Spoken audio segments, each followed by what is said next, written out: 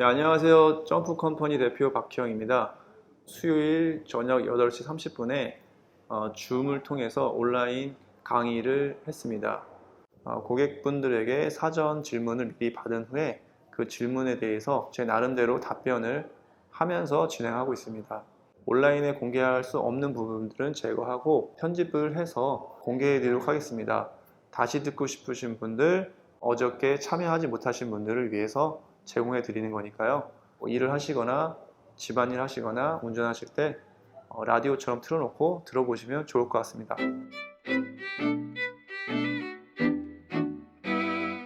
이제 질문 들어가겠습니다. 불장이 앞으로 어떻게 될 거냐? 조정장이 오는데 어떤 것을 매매해야 될까요? 원래 지사는 시세 차익이 막 과도하게 막 생기고 막 그러는 시장이 아니에요. 지사는 이렇게 수익형입니다. 수익형. 월세를 받아서 자기 자본 수익률 많게는 막 7%, 적게는 5% 정도, 대출을 레버리지를 활용했을 때 20% 정도 이렇게 수익을 남기는 수익형 상품이었고, 시세 차익은 우상향으로 조금씩 꾸준히 이렇게 올라가는 그런 상품이었습니다. 그런데 갑자기 아파트 규제가 생기면서 부동산 투자를 기존에 하시던 분들의 많은 자금들이 갑자기 유입하다 보니 시세가 급등하게 된 거죠. 그러니까 이제 요즘에 이제 불장이라는 표현을 하는데, 부동산의 조정장이 오게 될 때 상당한 침체를 겪게 됩니다.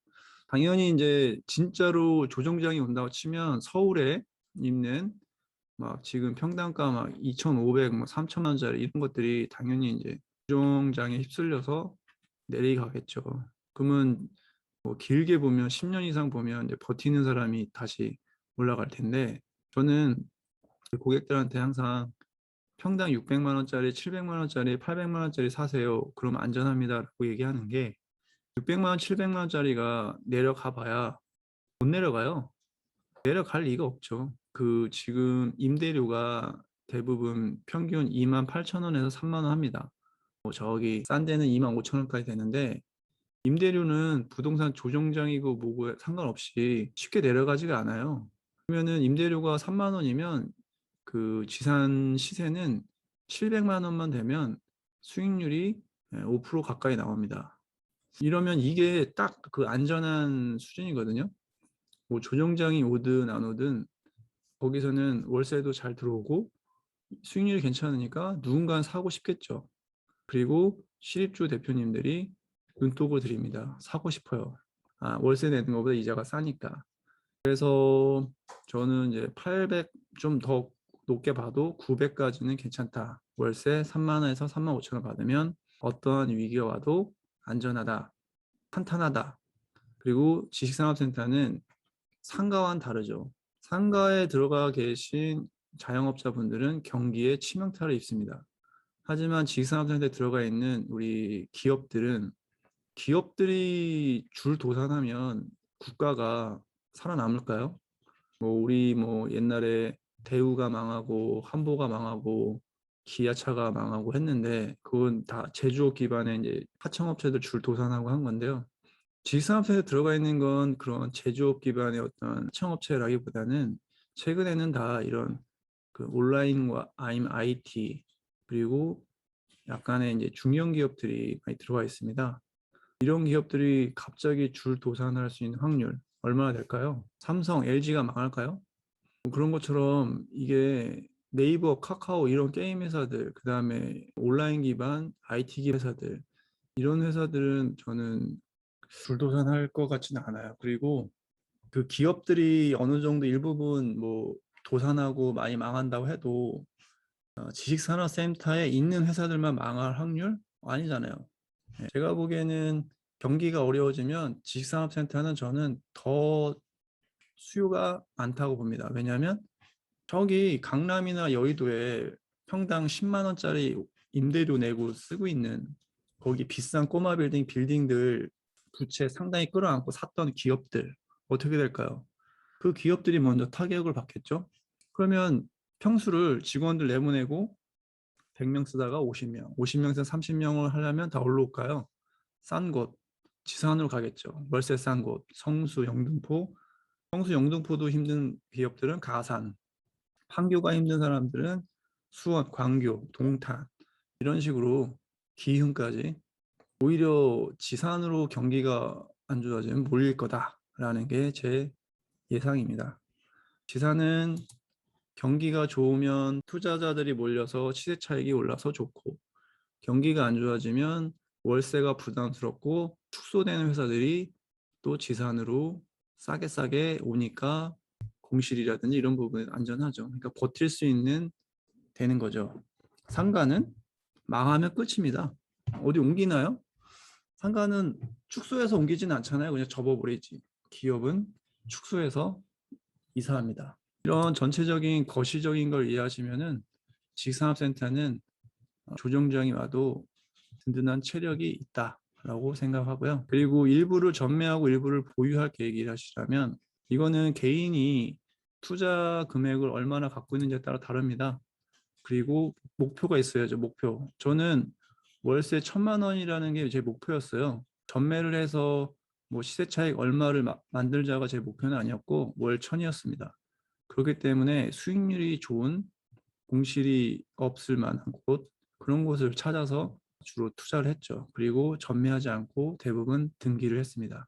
그런 이제 목표가 있어서 하셔야 될 것 같아요. 고객한테 선물 받아서 이 투자의 모험이라는 책을 읽었습니다. 읽었는데 블랙스톤이라는 회사를 저도 처음 알게 됐고 스티브 워츠먼이라는 이 분이 이제 40살 정도의 블랙스톤을 창업을 하고 지금은 한 35년째 사업을 하고 있고요. 아직도 왕성하게 활동을 하고 계십니다. 블랙스톤은 기업 M&A를 통한 시세 차익, 회사를 사고 팔면서 시세 차익을 얻고 펀드 조성을 해서 고객들에게 수익을 안겨줍니다.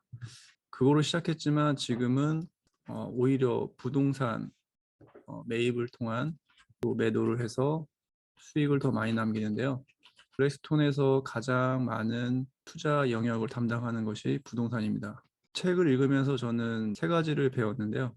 하나는 점프라는 회사를 하면서 IT와 부동산 투자 이 두 가지를 접목해서 지금은 이제 주식산업센터라는 상품을 다루고 있는데 이걸 하는 목적이 이제 궁극적인 거는 일단 저도 월세 수익을 만들고 사업을 이제 성공시키는 것도 있지만 고객의 돈을 계속 지속 가능하게 불려드리고 안전하게 관리한다라는 이런 자산 관리 개념의 어떤 목표를 갖고 지금까지 해오겠습니다. 저는 역사가 짧아요. 한 3년 했습니다. 그리고 40살에 시작했고 시작할 때 부동산을 잘 몰랐습니다. 저는 출신이 개발자이기 때문에 그러면서 이제 이 책을 읽었는데 이 책의 내용들이나 이 스티븐 이 대표님이 하셨던 그런 발자취가 제가 지금 하고 있는 거랑 비슷하다는 생각이 들었어요. 저는 그래서 하나의 롤 모델이 생겼다. 그리고 이 회사가 지금 35년 차잖아요. 저도 계속 이 일을 하면서 언제까지 이 일을 할 수 있을까? 그리고 고객들에게 제가 이렇게 하면 수익이 나요. 이런 거는 제가 임대를 맞춰 드립니다. 뭐 전매를 해 드립니다. 뭐 이렇게 말씀을 했는데 과연 제가 언제까지 할 수 있을까? 점프는 박희영이라는 사람이 없어도 잘 될까? 지속 가능해질까? 이런 것들이 항상 고민이 되었습니다. 그래서 이분이 70 지금 75세가 돼 있는데도 이게 정정하게 왕성하게 지금도 이렇게 회사를 이끌면서 이렇게 활동하시는 거 보고 과연 이분이 거의 20조 부자거든요. 돈은 전혀 상관없는데 왜 그럴까? 저도 78세까지는 왕성하게 이 분야에서 계속 해야겠다라는 생각을 하게 됐습니다. 그리고 부동산 투자라는 이런 아이템을 가지고도 전 세계 글로벌로 큰 회사를 만들 수 있구나. 그리고 IPO까지 할 수 있구나라는 거를 이 블랙스톤이라는 회사가 증명을 하고 있기 때문에 또 저 또한 꿈을 크게 가질 수 있게 되었습니다. 그리고 이 책을 읽으면서 제가 경험하지 못했던 지난 35년간의 세계 경제의 흐름, 부동산 경기, 금융의 위기 그런 것들을 전부 흐름을 파악하게 됐고 이 책 내용에서 블랙스톤이 어떠한 상품을 사고 팔면서 왜 샀는지, 왜 팔았는지, 투자자들 어떻게 설득했는지 그 디테일한 모든 것 다 나오는데요. 이 내용들을 읽으면서 새롭다기보다는 제가 하고 있는 현재 이 비즈니스와 아주 유사하고 상품이 다를 뿐이지 그 형태는 유사했습니다. 이 전략과 어떤 비즈니스는 비슷한 것 같아요. 그래서 이거를 상품이 어떤 것이냐, 돈을 얼마나 더 조성해서 할 것이냐, 고객이 누구냐, 지역이 어디냐에 따라서 약간의 변형이 될 뿐이지 전체적인 틀은 똑같습니다. 그런 거를 이제 저는 알게 되었고 그래서 꿈이 더 커지게 되었습니다. 글로벌 부동산 투자에 관련해서 관심 있으신 분들은 이거 읽어보시면 좋겠습니다. 그 다음에 유형은 섹션이든 드라이브이든 창고든 지하 공장이든 상관없었습니다. 그리고 역이 있거나 여기 들어설 곳 이런 곳들을 좋아했고요. 또 하나는 주변에 대단지 아파트 단지가 있거나 아파트 단지들이 많이 생길 곳 그리고 당연히 사람들이 많이 살면 좋잖아요. 하천이라든지 공원이라든지 이런 것들도 있으면 아주 저는 좋게 생각했습니다. 아파트 고르듯이 지산도 고르시면 돼요. 다 사람이 살고 싶고 거기서 거주하고 싶고 일하고 싶고 다 사람들의 마음은 똑같습니다. 콜럼버스가 분양가 700만 원대인데 다소 높게 느껴진다. 어떻게 생각하시나요? 불장이 되지 않았다면 여기 700만 원대는 쉽지 않았어요. 그리고 초치기까지 했는데 초치기로 다 됐죠. 이런 것 자체가 지금 많은 투자 수요가 많이 몰려 있다 보시면 될 것 같고요. 700만 원대인데 지금 높게 느껴지지만 상대적으로 지금 어디 가나 700만 원 이하에 살 곳이 딱히 많지가 않아요.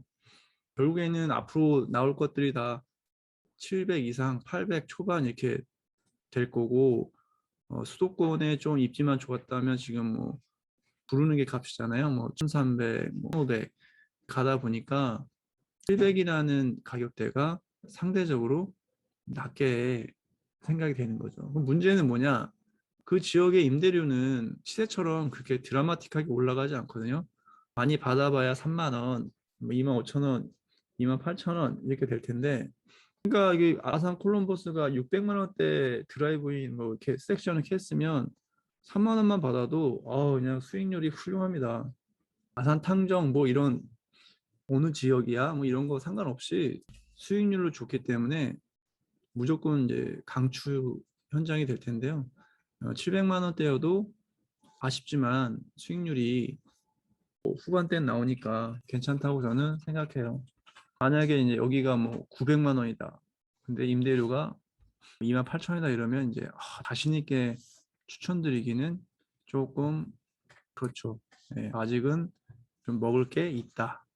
지역 내 내 첫 지상 저층 드라이브인을 세우고 했지만 분양받기가 어렵네요. 예, 이게 이제 줄을 잘 쓰면 분양을 받을 수 있죠. 근데 누가 봐도 지금 좋은 호실, 좋은 층은 소수의 사람한테 분양이 되거나 아니 뭐 상가를 끼어 팔다든지 아니면 뭐 한 층 이상 어, 첫 투자하시는 분 한두 개 이제 시작하신다는 분들이 잡기가 거의 불가능해질 지경이 됐죠. 전략을 좀 이제 바꾸셔야 될 것 같아요. 그래서 너무 알짜배기 좋은 것만 사시려고 하다가는 다 놓칠 수 있다. 그리고 드라이브는요, 고층도 좋아요. 제가 드라이브인 있는 현장들 다 다녀봤는데 다 9층, 뭐 7층까지 차 타고 다 올라가면서 봤는데 다 들어와 있고요. 그리고 다 올라갈 만합니다. 차 타고 올라가면 하루에 뭐 5번, 6번 올라가는 거 아니니까 하루에 한 번 올라가잖아요. 금방 올라가요. 걸어서 올라가는 거 아니니까. 고층 드라이브인도 저렴하게 사시는 것도 괜찮아요. 지금은 분양받기가 어렵기 때문에 저희 점프 직원분들하고 아주 돈독하게 지내시는 게 좋겠습니다. 계속 물어보시고 정보 달라고 하시고 투자 금액이 얼마 정도 있으니까 나는 이런 거 사고 싶으니까 나오면 꼭 주세요라고 이렇게 미리미리 신청을 해 주시면서 안테나를 세우시고 보고 저희 카톡방도 열심히 보시고 뭐 이런 온라인 강의 들으시고 그러면서 어느 정도 이제 물건이 나오면 선택을 빨리 하는 게 중요합니다. 고층 드라이브인 시립주 선호도 궁금합니다. 예, 선호합니다. 예, 일부러 고층만 찾는 분들이 있어요. 오히려 저층 드라이브는 좋긴 한데 저층 공장들, 그러니까 기업들이 지식산업체도 좋긴 한데 어떤 분들은 나만의 사옥을, 나만의 공장을, 땅을 사서 공장 지어버리고 거기에서 이제 제조업이나 이런 걸 하려는 의지도 강해요. 그러다 보니까 저층 드라이브인을 갈 거냐, 땅을 사서 내 공장을 지을 거냐 라는 거로 이렇게 두 개가 경쟁 구도가 되는데, 차라리 고층 드라이브인은 경쟁 상품이 없습니다. 누가 땅 사가지고 드라이브를 만들어서 9층에다가 제조하겠어요? 말도 안 되죠. 땅 사서 공장 짓는다는 건 최소한 2층까지만 뭔가를 만들겠죠, 공장을. 그러다 보니까 고층 드라이브인 6층, 5층 뭐 이런 이상은 어차피 일주일에 2.5 이런 차가 두세 번 온다. 한 달에 뭐 한 세 번 정도 온다. 그러면 오히려 쾌적한 고층이 선호합니다.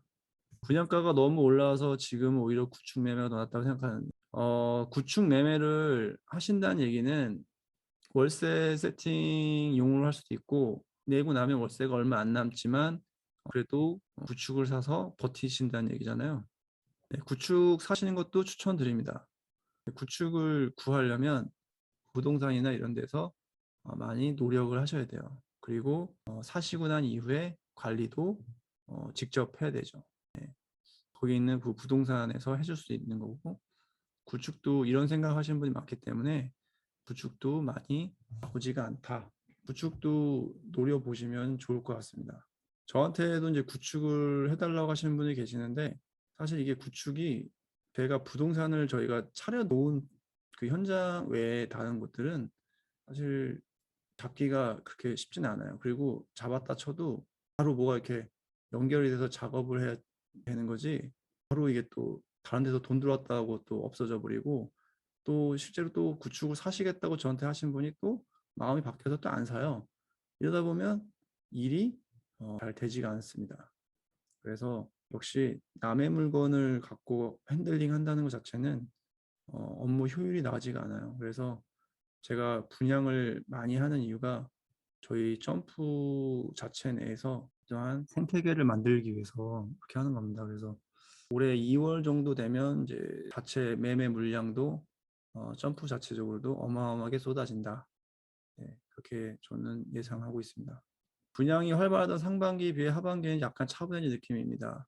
분양받기가 어려 투자에 빠진 건가요? 현재 분위기가 궁금합니다. 투자자들이 이거 보시면 지식산업센터는 아직까지 많이 더 알려지지가 않았고, 그리고 주거 상품이 아니다 보니까 이런 경제라는 공부도 필요하고, 기업이 어떻게 돌아가는지, 지산의 어떤 대출 구조라든지 임차 특성들을 좀 더 많이 공부를 해야 되기 때문에 진입장벽이라는 게 있어요. 그 진입장벽을 넘어서는 투자자들이면 지산은 아주 좋죠. 누구나도 더 사고 싶은 물건입니다. 그래서 지산은 이제 하시는 분들이 한두 개 하지 않고 더 많이 하고, 그래서 어느 투자자 그룹이든 부동산 투자를 하고 싶은 분들에게 지산을 소개를 해서 끌어들이는 그 영업자들, 영업사원들이 키맨입니다. 상반기에는 활발했던 이유는 뭘까요? 그 영업사원들이 팔 물건들이 공급이 많았어요. 향동부터 해서 뭐 많았기 때문에 이 영업사원들이 보통 한 1,000명 정도가 움직였다고 보면 되거든요. 이 분들이 이 지식산업센터를 팔기 위해서 무엇을 했을까요? 블로그 쓰죠. 고객들한테 전화 돌리죠.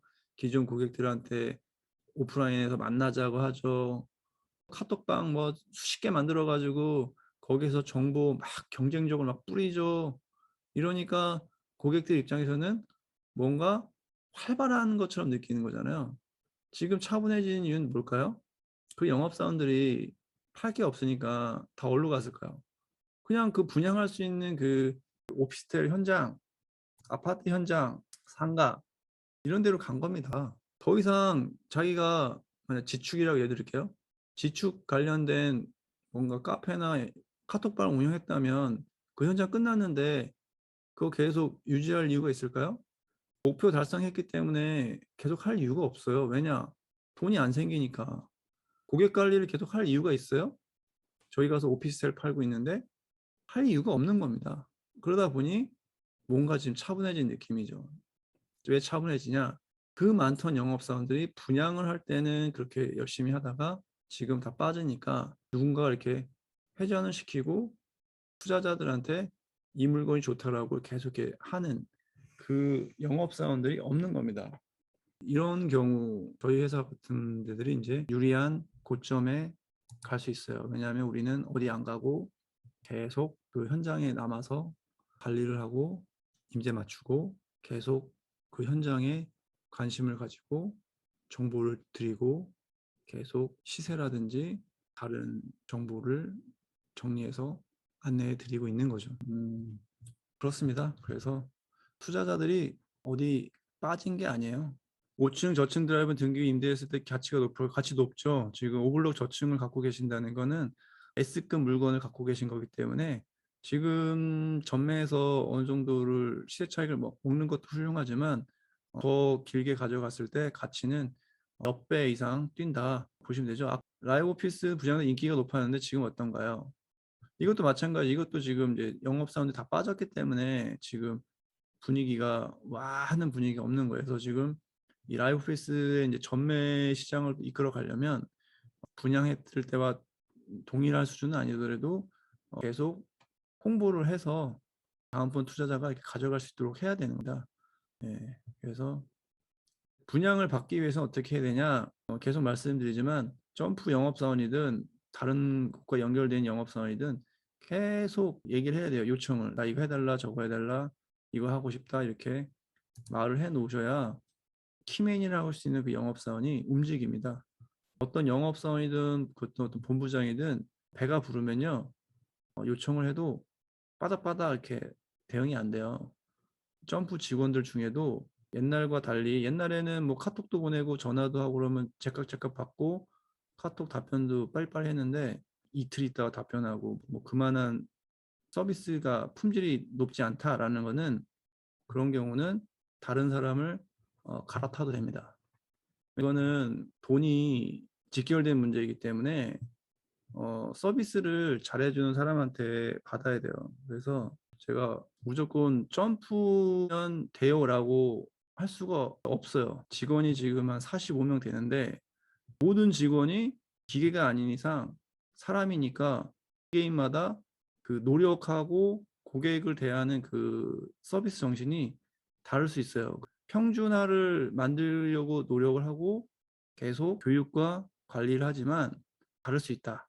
그렇기 때문에 저희 직원들이 어떤 그 서비스 대응 속도가 느리고 하는 경우는 저는 당연히 다른 가게로 가는 게 맞다. 근데 다른 가게로 가기가 좀 아쉽다 싶으시면 저한테 담당자 바꿔달라고 하면 됩니다. 근데 모든 게 저희 담당자 잘못이라고 할 수는 또 없어요. 저는 그래서 그 인과관계와 그런 상황을 저는 앞뒤를 다 따져봅니다. 저희 직원이나 저나 저희 쪽에 잘못이 있는지 아니면 고객의 요구가 과한지 이 양 측면을 다 따진 다음에 저는 대응을 합니다. 그래서 전략, 물량을 확보할 그 담당자와 더 긴밀하게 움직이셔라. 평당가 얼마 정도가 투자하면 가치가 있을까요? 이거는 월세 수익률이냐 시세 차익령이나 다른데요. 월세는 1,000만 원 이상 넘어가면 월세로서는 쉽지 않습니다. 지역마다 다르지만 뭐 월세를 35,000원에서 4만 원까지 받는다면 1,000만 원 좀 넘어가도 상관없고요. 10만 원 기준으로 봤을 때 900만 원이 맥스일 것 같아요. 근데 이제 월세 따지지 않고 시세 차이로 간다. 그거는 뭐 가격이 꼭대기는 없죠. 투자자분의 어떠한 체력과 부동산 투자를 단기가 아닌 장기로 보냐. 뭐 이런 관점에서 봤을 때는 저 같으면 그런 거예요. 강남에서 사업을 시작했단 말이에요. 성수에서 사업을 시작했어요. 확장해야 돼요. 성수에서 있고 싶어요. 성수 가격이 3천만 원이래. 의미 있을까요? 그러다 보니 가격이 의미가 없어지는 거예요. 그래서 지식산업센터의 상승은 법인이 어느 정도까지 사주느냐까지 올라갈 것 같아요. 실입주 법인들이. 그러면 매매가는 계속 올라갑니다. 실입주 법인들이 돈을 많이 벌어야겠죠. 게임 업체들, 온라인 쇼핑몰, 제조업 등 우리나라 국가 산업에서 대기업 빼고 이런 신종 회사들 매출이 올라가고 돈을 많이 벌게 되고 사무실이 많이 필요로 하면 당연히 지상 가격은 올라갈 수밖에 없습니다.